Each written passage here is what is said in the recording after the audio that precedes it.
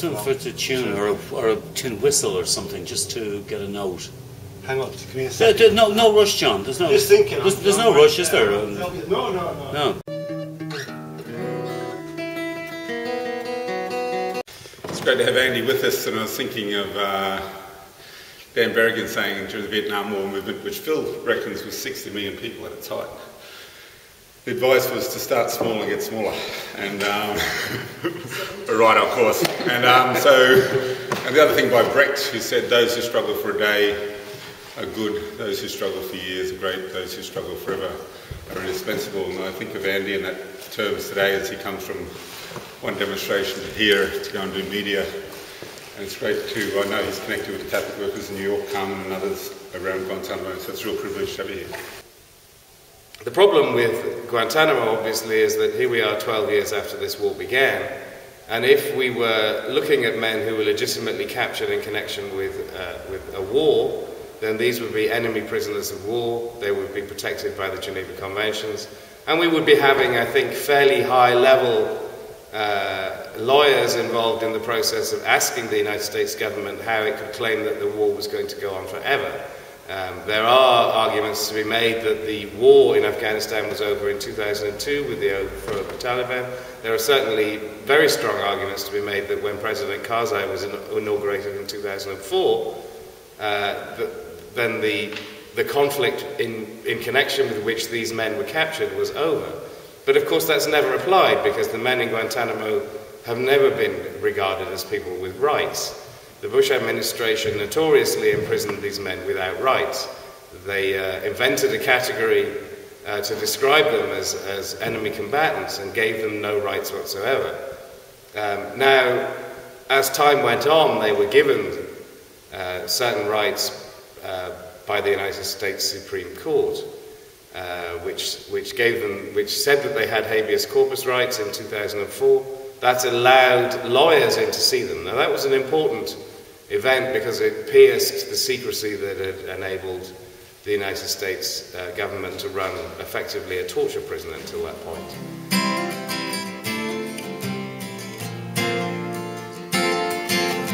Thank you for the welcome to the land of hope and glory.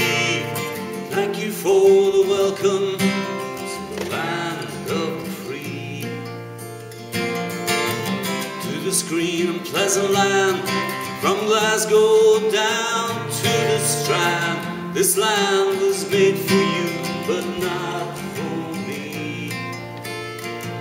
Call me Pat, call me Paddy, call me Mick, call me Shawnee. I'll ride o'er the crest your unspoken hate.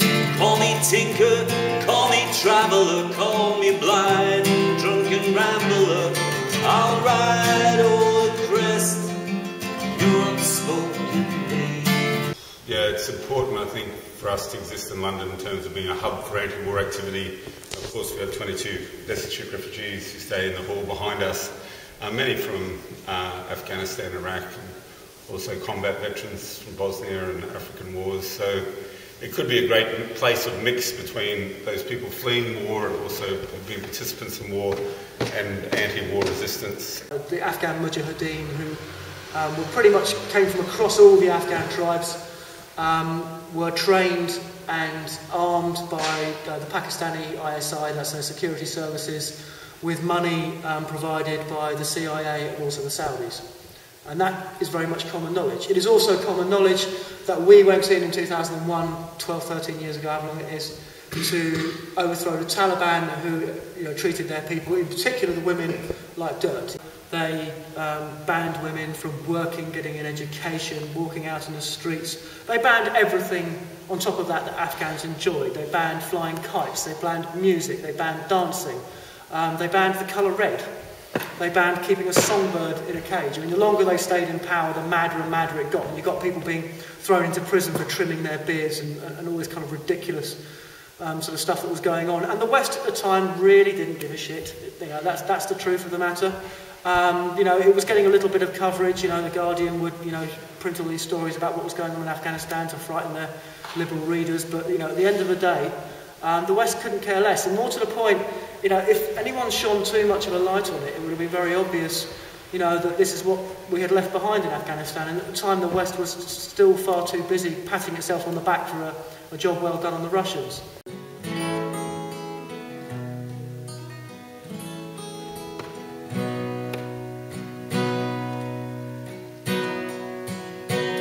My loving brother, when he felt my pain, he wrapped me up and took me in. You're not an island, Joe, he said, you're not alone. See you through your darkest day. I'll dry your eyes, he said, I'll wash your face. It's no disgrace